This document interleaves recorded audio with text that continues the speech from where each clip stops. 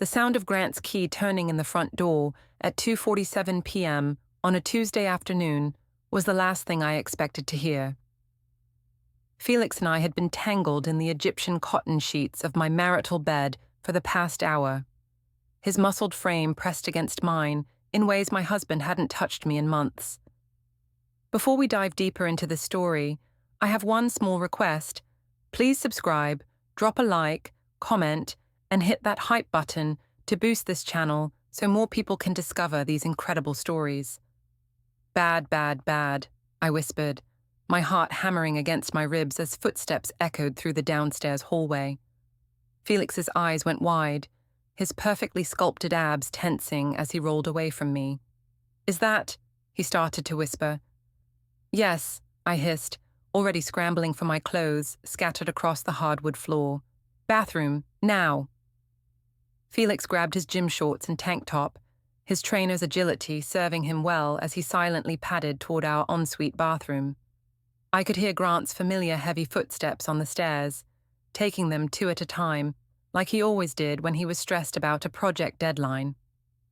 I yanked on my yoga pants and sports bra, running my fingers through my disheveled blonde hair. The bed looked like a hurricane had hit it.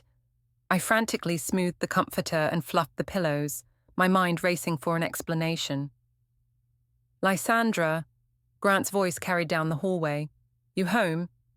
In here, honey, I called back, forcing my voice to sound casual and bright. Just finished my workout.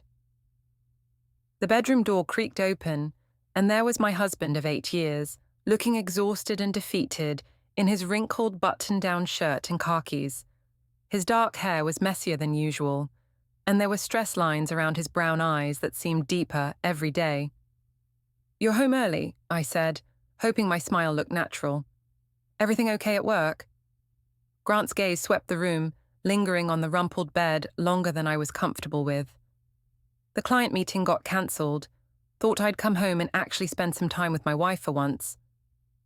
There was something in his tone that made my stomach clench. Not quite accusation, but not quite trust either. I forced a laugh and walked over to him, standing on my tiptoes to kiss his cheek. He smelled like coffee and the stress sweat that clung to him after difficult days at the office. That's sweet of you, I said, wrapping my arms around his waist. I was just about to jump in the shower. Want to join me? It was a calculated move. Get him focused on something else, away from the bedroom where Felix was probably suffocating in our bathroom closet. Grant looked down at me, and for a moment, I thought I saw suspicion flicker in his eyes. You seem flushed. Good workout. You know how intense my yoga sessions can get, I said, letting my fingers trail along his chest. All that stretching and deep breathing really gets the blood pumping. He nodded slowly, but his attention drifted back to the bed. Funny, the sheets look pretty messed up for someone who was doing yoga in the living room. My heart stopped. Think, Lysandra. Think. Oh, that, I laughed, hoping it sounded genuine. I was feeling so restless after my workout that I came up here and took a power nap. You know how I toss and turn when I'm anxious about stuff? What are you anxious about? The question hung in the air between us. I could hear the shower running in the bathroom. Felix must have turned it on to cover any sounds he might make. Smart boy. Just us, I guess, I said, which wasn't entirely a lie. You've been working so much lately. I feel like we barely see each other anymore. Grant's expression softened slightly. I know. The Morrison project has been killing me, but it should wrap up in a few weeks, and then things can go back to normal. Normal. The word tasted bitter in my mouth. Normal was Grant leaving at 7 a.m. and coming home at 8 p.m., exhausted and distracted. Normal was eating dinner in silence while he scrolled through work emails on his phone. Normal was sleeping next to each other like roommates, going through the motions of a marriage that had lost its spark years ago. I miss you, I said, and part of me meant it. I miss the man he used to be, before the stress and the endless work demands turned him into this hollow version of himself. He pulled me closer, and I caught a whiff of Felix's cologne still clinging to my skin. Panic fluttered in my chest. "I miss you too," Grant murmured into my hair. "Maybe we should plan something. A weekend away, just the two of us. We could ask my mom to watch Miri." "That sounds wonderful," I said, even as guilt twisted in my stomach. Here he was, trying to reconnect with me, while my lover was hiding 20 feet away in our bathroom. But then I remembered all the lonely evenings, all the times I'd tried to initiate conversation or intimacy, only to be met with distracted mumbles and tired sighs. I remembered the way Felix made me feel, desired, exciting, alive. Grant had neglected me for years. Could I really be blamed for finding comfort elsewhere? "I should let you shower," Grant said, stepping back. "I'll go check on Miri's homework." I nodded, relief flooding through me. "Sounds good. I'll be down in a bit." He paused at the doorway, his hand on the frame. "Lysandra?" "Yeah? Is everything okay? You seem different lately." My mouth went dry. "Different how?" "I don't know. Happier, I guess. More energetic." His eyes searched my face. "It's nice to see, but I just wondered if something changed." Something had changed. 3 months ago, I'd started personal training sessions at the gym downtown. Felix Rowan was everything Grant wasn't. Spontaneous, attentive, passionate. He made me feel like the woman I used to be before marriage and motherhood, and suburban routine had dulled all my edges. "I've just been trying to take better care of myself," I said. "You know, the gym, eating better, focusing on my own happiness for once." Grant nodded, but something flickered across his face. "Right. Well, I'm glad you're happy." After he left, I waited a full 5 minutes before opening the bathroom door. Felix emerged, fully dressed, his face flushed, and his usually perfect hair disheveled. "That was close," he whispered, his hands immediately finding my waist. "Too close," I agreed, but I was already melting into his touch. "You should go." "I know." But instead of moving toward the door, he pulled me against him, his lips finding the sensitive spot just below my ear. "When can I see you again?" "Felix." I started to protest, but his mouth was doing things that made it hard to think clearly. "Tomorrow," he murmured. "Same time?" I should have said no. I should have told him we needed to be more careful, that Grant was getting suspicious. Instead, I found myself nodding. "Same time," I whispered. After Felix left through the back door, I stood in my bedroom trying to process what had just happened. The rational part of my brain knew this was dangerous, that I was playing with fire. But the other part, the part that had been starved for attention and passion for so long, couldn't bring itself to care. I was entitled to happiness, wasn't I? Grant had checked out of our marriage years ago. All I was doing was finding what I needed elsewhere. It wasn't like I was planning to leave him or break up our family. This thing with Felix was just fun. A little excitement in an otherwise mundane life. What harm could it really do? Later that evening, as we sat around the dinner table with our 7-year-old daughter Miri, I caught Grant watching me with that same searching expression. "Mommy, you're smiling a lot tonight," Miri observed, twirling spaghetti around her fork, with the intense concentration only children possess. "Am I?" I laughed. "Is that a bad thing?" "No, it's good. You seem happy." Out of the mouths of babes. I glanced at Grant, who was cutting his chicken with mechanical precision, his jaw tight.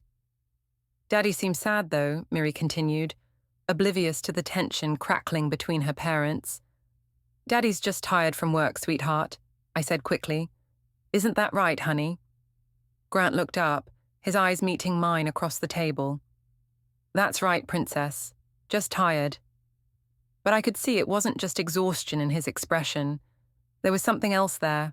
Hurt, maybe, or disappointment. For a moment, I felt a stab of genuine remorse.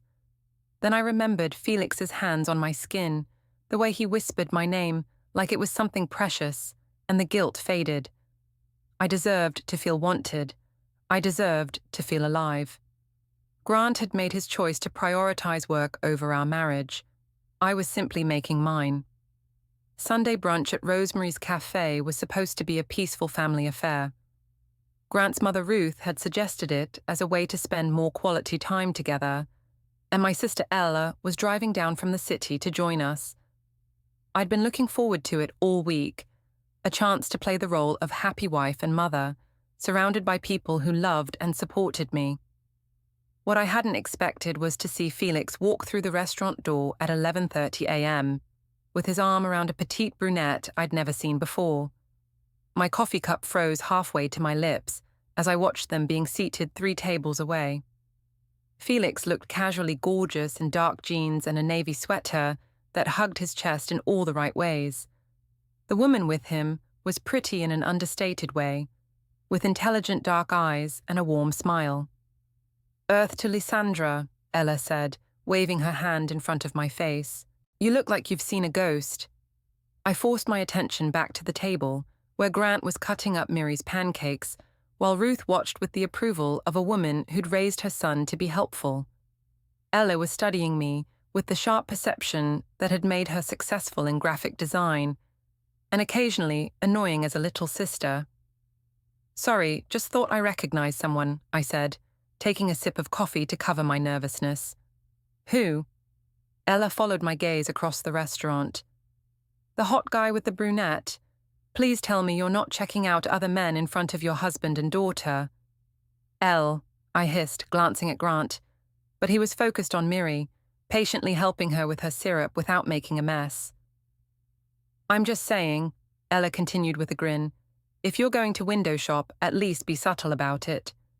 Ruth cleared her throat disapprovingly. "Perhaps we could focus on our family time instead of discussing strangers." I nodded gratefully, but my eyes kept drifting back to Felix's table. He hadn't noticed me yet, too absorbed in conversation with his companion. Were they dating? The thought sent an unexpected spike of jealousy through my chest. "So, Lysandra," Ruth said, her voice carrying that particular tone that meant she was about to probe into my life, "Grant tells me you've been spending a lot of time at the gym lately." "Just trying to stay healthy," I replied, forcing a smile. "You know how important it is to take care of yourself." "Of course, though I hope you're not neglecting your family responsibilities in pursuit of fitness." There it was, the subtle criticism wrapped in concern that Ruth had perfected over the years. Grant's mother had never quite approved of me, though she was too polite to say so directly. "Mom," Grant said quietly, "Lysandra works hard to balance everything." I shot him a grateful look, surprised by the defense. Maybe he wasn't as checked out as I thought. "I'm just saying that marriage requires sacrifice," Ruth continued. "We can't all chase after whatever makes us feel good in the moment." The words hit closer to home than she could have known. I was about to respond when I heard a familiar laugh from across the restaurant. Felix had spotted me and was walking over with his companion in tow. My heart hammered against my ribs as he approached our table, that easy confidence radiating from him like warmth from a fire.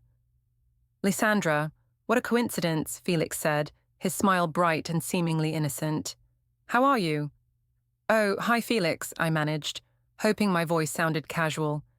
"Everyone, this is Felix. He's my personal trainer." "Personal trainer?" Ella's eyebrows shot up with interest. "Well, hello there." Felix's grin widened as he extended his hand to Grant. "You must be the husband. Lucky man." Grant shook his hand, and I watched his expression carefully. There was nothing overtly suspicious there, just polite interest mixed with the slight awkwardness most men felt when meeting their wives' attractive male trainers. "This is Tessa," Felix continued, gesturing to the brunette beside him. "My girlfriend." Girlfriend. The word hit me like a physical blow, but I kept my expression neutral. Tessa smiled warmly at our table. "Nice to meet you all.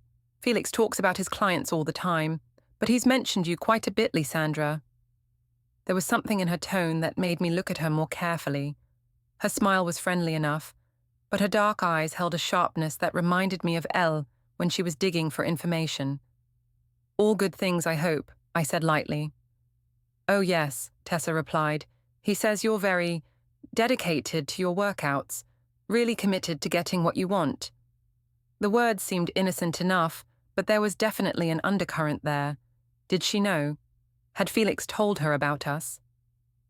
Tessa's a physical therapist, Felix said, seemingly oblivious to the tension. She keeps me honest about proper form and technique. How wonderful, Ruth said with genuine interest. What a lovely couple you make. I wanted to crawl under the table. Instead, I forced another smile and nodded along as they made small talk about fitness and health. All the while, I could feel Tessa's eyes on me, studying my reactions. Well, we should get back to our table, Felix finally said. Nice meeting you all. See you at the gym, Lysandra.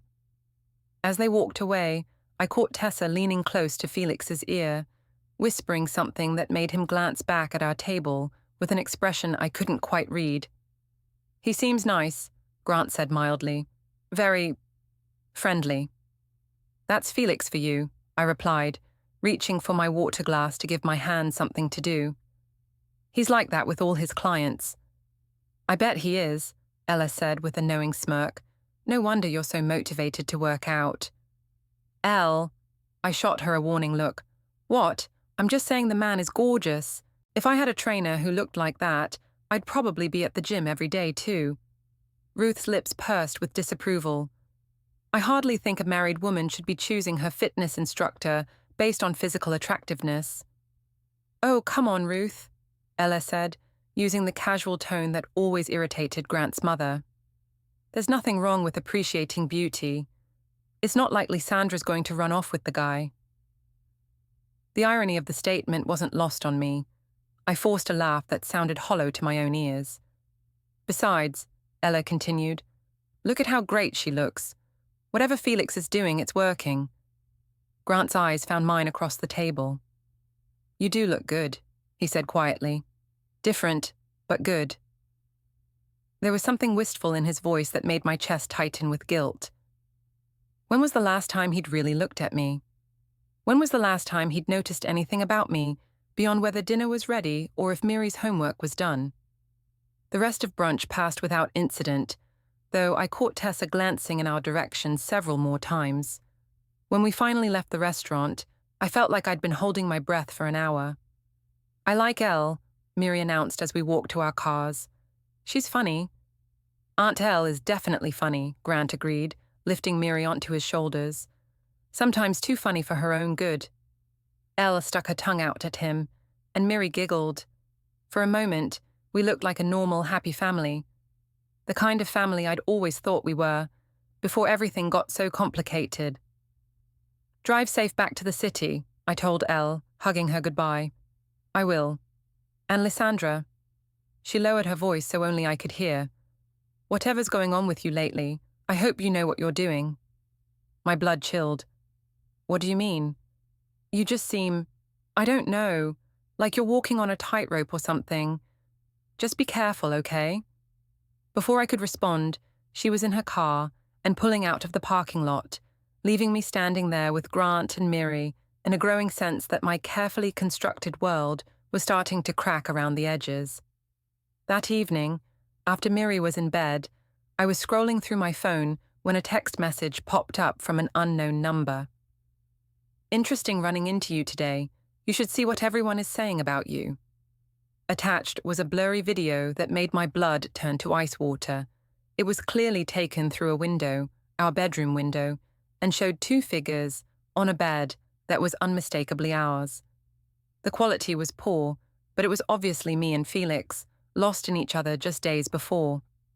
My hands shook as I stared at the screen. Who had taken this? How long had they been watching? And more importantly, who else had seen it? I looked up to find Grant standing in the doorway, studying my face with that same searching expression he'd worn all day. Everything okay? He asked. I quickly closed the message and set my phone aside. Fine, just checking work emails. He nodded, but his eyes lingered on my face longer than usual. I'm going to bed. You coming up? In a few minutes, I said, my voice sounding strange to my own ears. After he left, I stared at the phone in my hands, my mind racing. Someone new. Someone had been watching us, recording us, and now they had evidence of what I'd been doing. The question was, what did they plan to do with it? Monday morning at the office felt different from the moment I walked through the glass doors of Henderson and Associates. Conversation seemed to pause as I passed, and I caught more than one coworker quickly looking away when I made eye contact. Maybe I was being paranoid. The video from yesterday could have been sent by anyone.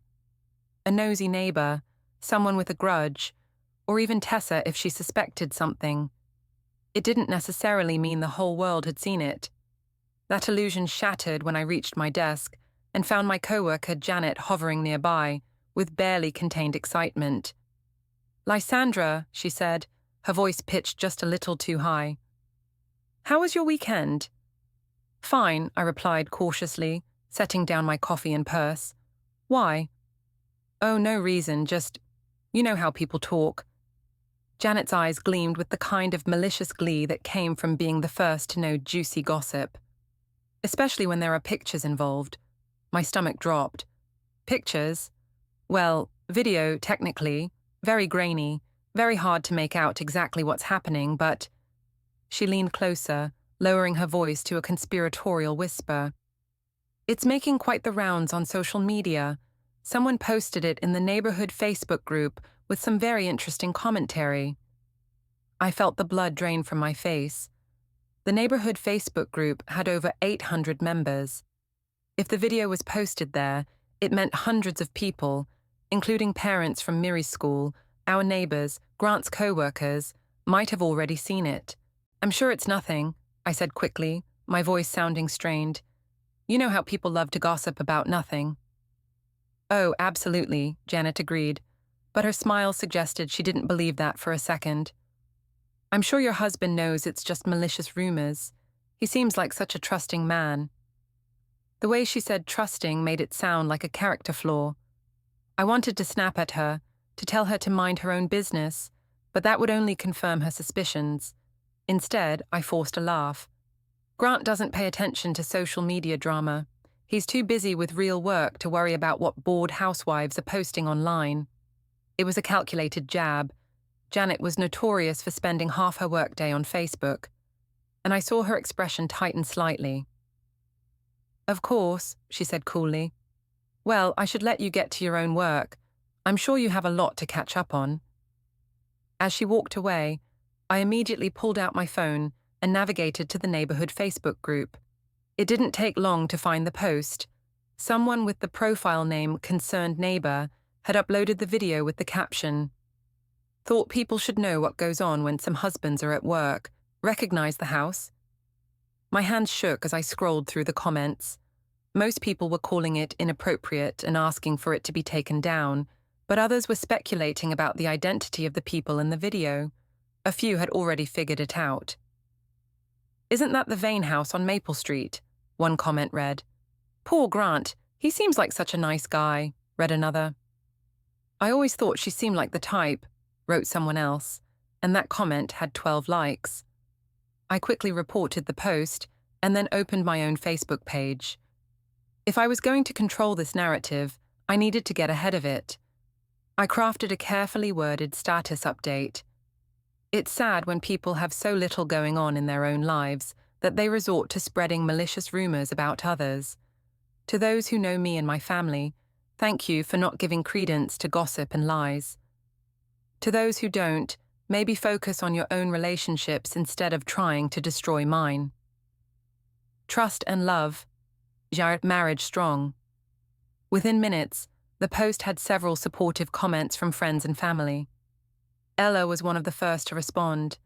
"Some people are just jealous of what you and Grant have. Don't let the haters get you down, sis."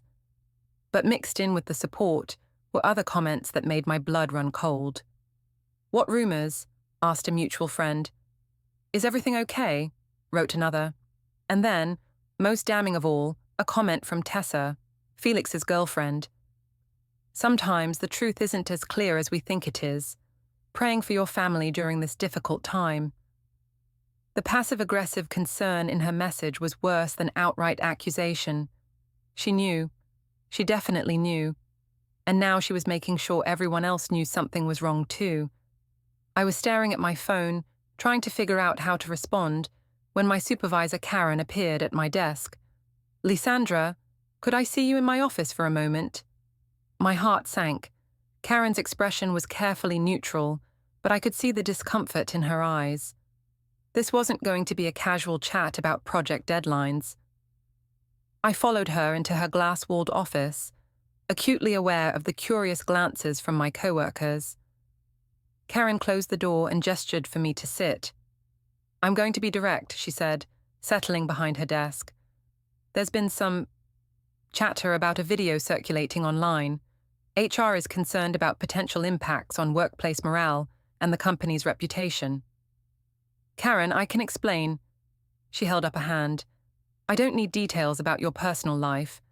What I need is assurance that this situation won't affect your work performance or create a hostile environment for other employees." I felt heat rise in my cheeks. "Of course not. This is just malicious gossip from people with nothing better to do. My personal life has never interfered with my professional responsibilities." "I understand. And I want you to know that the company values your contributions and doesn't make judgments about employees' private affairs. However, if this situation escalates or begins to impact the workplace, we may need to discuss alternative arrangements." Alternative arrangements, corporate speak for, "We might have to let you go if this gets worse." "I understand," I said, my voice tight. "It won't be a problem." "Good. I'm glad we had this conversation." As I walked back to my desk, I could feel eyes following me. The whispered conversations that had paused when I entered the office now seemed to resume with renewed energy. I spent the rest of the day trying to focus on work while monitoring social media and fielding text messages from friends and family who had seen either the original video or my defensive Facebook post. Most were supportive, but the underlying curiosity was obvious. Where there's smoke, there's fire, and everyone was looking for flames. By lunchtime, I was exhausted from maintaining my innocent facade. I decided to take a walk to clear my head and figure out my next move. I was halfway around the block when my phone buzzed with a call from an unknown number. Against my better judgment, I answered. "Hello? We need to talk." It was Felix, his usually confident voice tight with stress. "I can't talk to you right now," I said, glancing around to make sure no one from the office was nearby. "Tessa knows," he said bluntly. "She's seen the video. She's asking questions I can't answer." "Then tell her the truth," I snapped, my own stress boiling over. "Tell her it was just business, that you're a professional trainer, and nothing inappropriate happened." "Lysandra, the video shows us in bed together. There's no spinning that as a professional relationship." The reality of the situation hit me like a physical blow. This wasn't going away. The evidence was out there, and no amount of social media posts or righteous indignation was going to make people unsee what they'd seen. "What do you want me to do?" I asked, my voice barely above a whisper. "I think we should cool things off for a while. Let this blow over."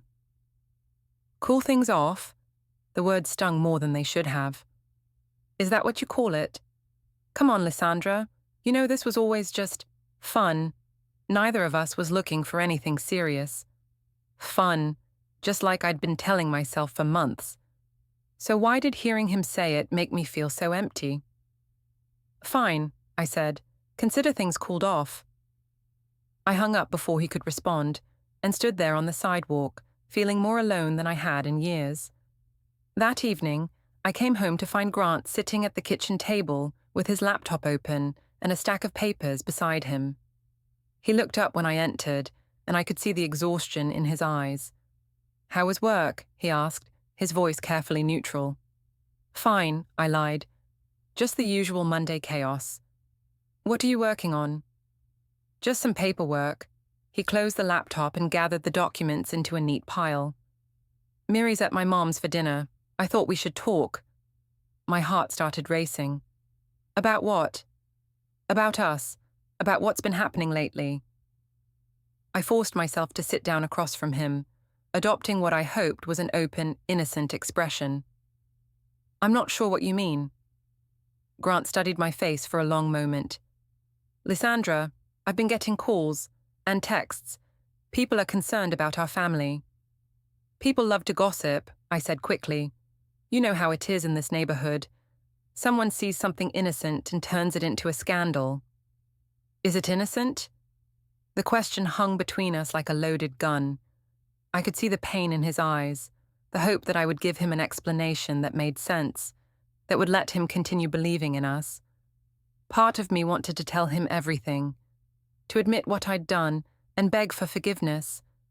But the larger part, the part that had been justifying my actions for months, rebelled against the idea of giving him that power over me. Of course it's innocent, I said, reaching across the table to take his hand. Grant, you know me. You know I would never do anything to hurt our family. He looked down at our joined hands, and I could see the war playing out in his expression, love battling against doubt, hope fighting with evidence. I want to believe that, he said quietly. Then believe it, I urged. Don't let other people's jealousy and malicious gossip destroy what we have. He nodded slowly, but when he looked up at me, something had changed in his eyes. The unconditional trust that had been there for 8 years was gone, replaced by something harder and more watchful.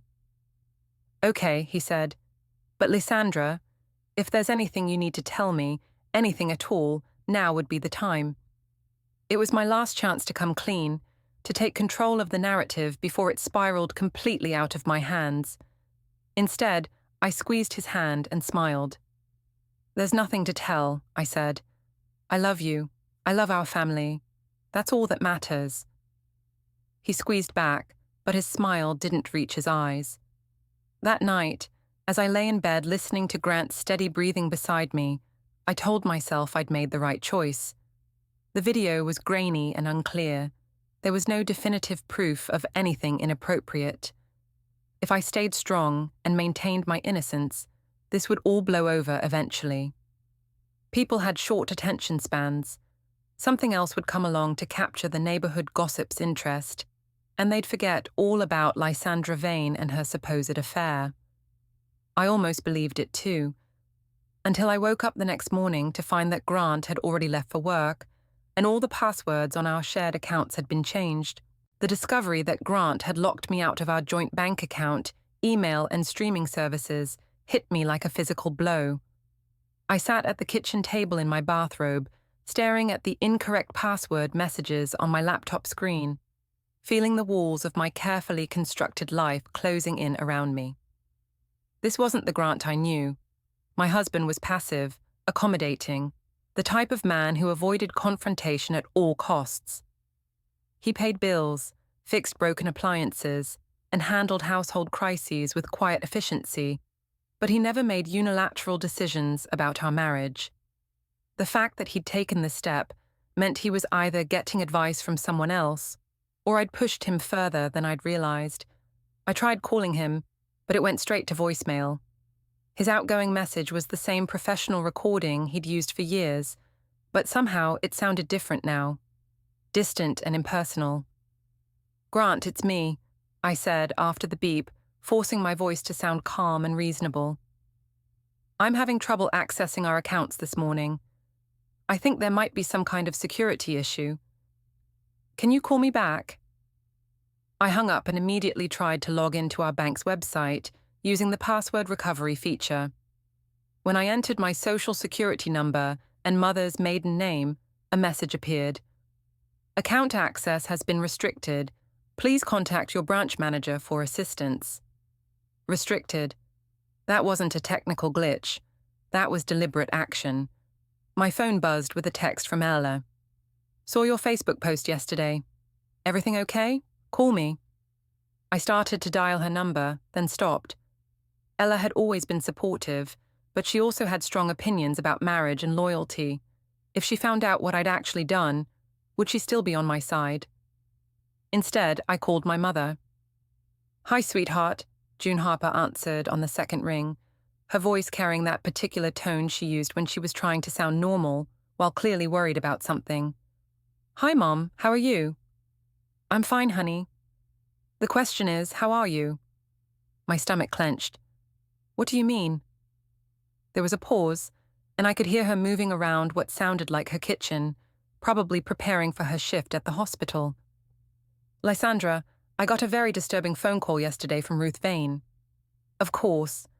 Grant's mother had always disliked me, and now she had ammunition to use against me. What did she say? I asked, though I was pretty sure I already knew. She said there were rumors going around about you and some man. She said there was a video. Mum's voice was careful, controlled. She wanted to know if I'd seen it, if I knew what was going on with my daughter. And what did you tell her? I told her that I raised you better than that, and that I didn't appreciate her calling to spread gossip about my child. Relief flooded through me. Thank you, Mum. But Lysandra, she continued, and her tone grew more serious, I need you to tell me the truth. Is there anything to these rumors? The question I'd been dreading.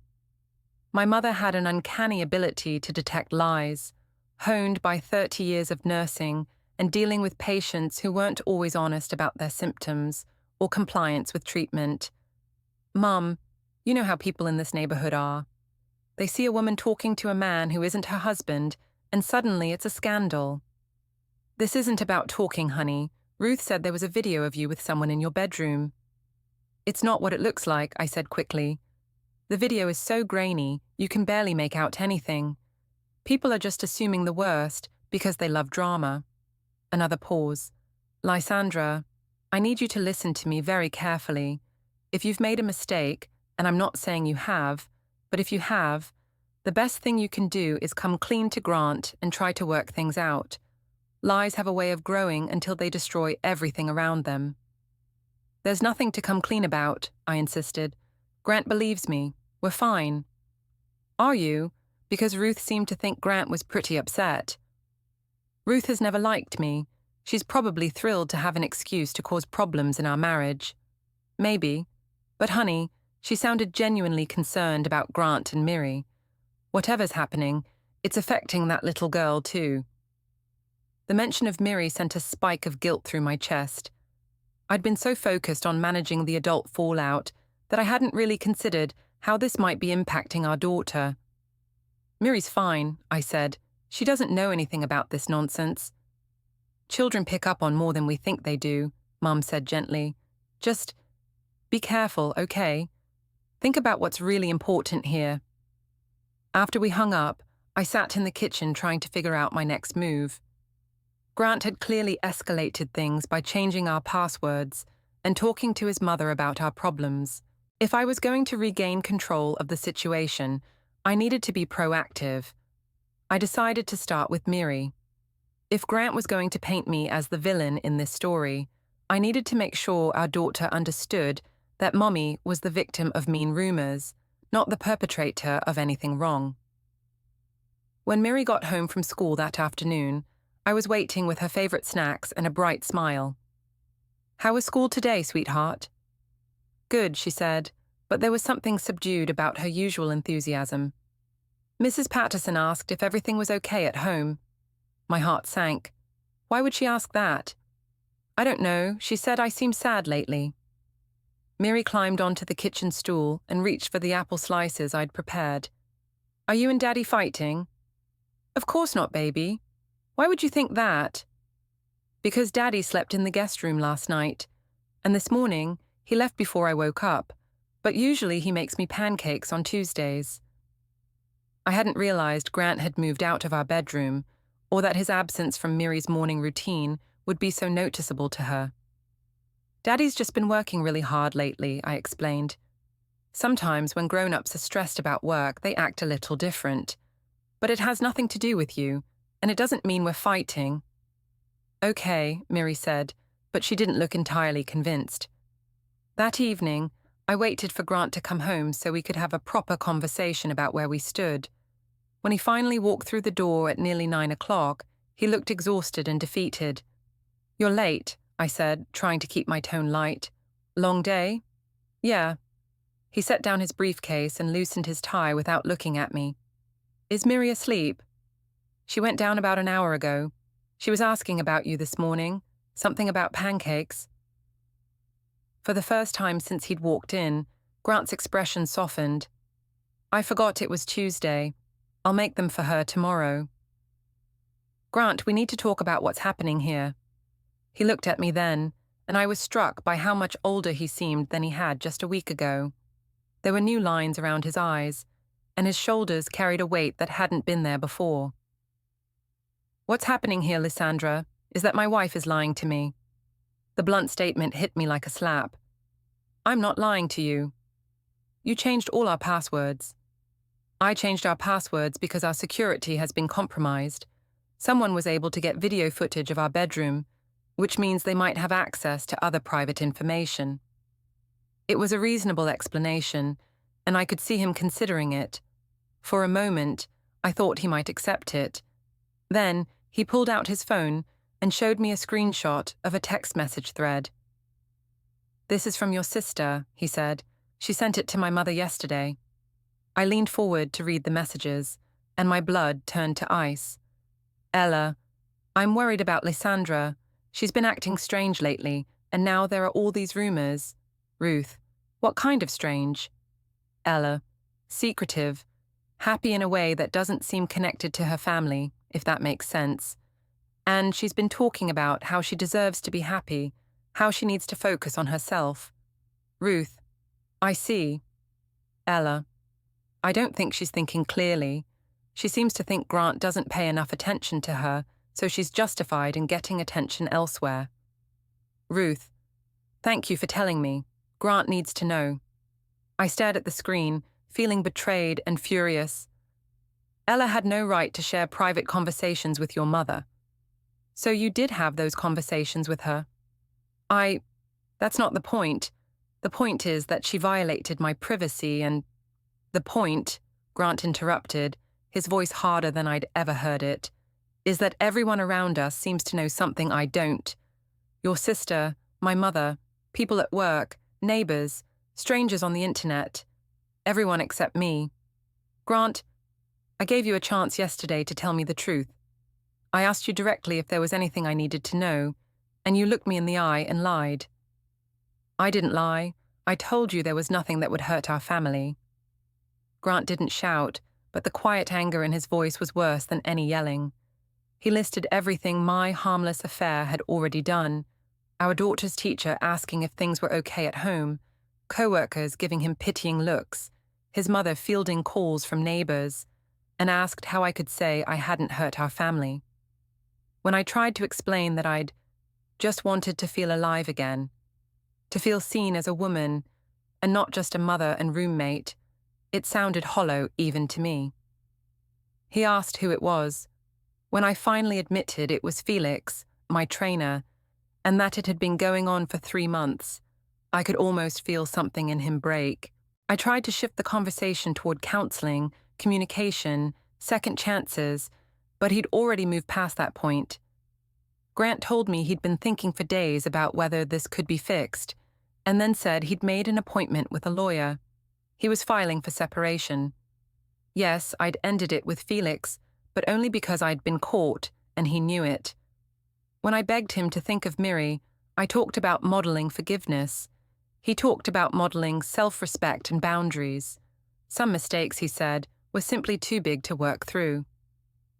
He went upstairs to the guest room, leaving me alone in the kitchen with the echo of his words and the reality of what I'd done.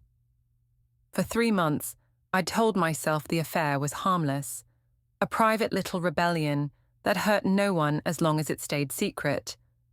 Now I could see the truth clearly. I hadn't just cheated on my husband. I'd gambled with my entire life, my family, my security, my identity, and lost, and there was no easy way to buy back what I'd thrown away.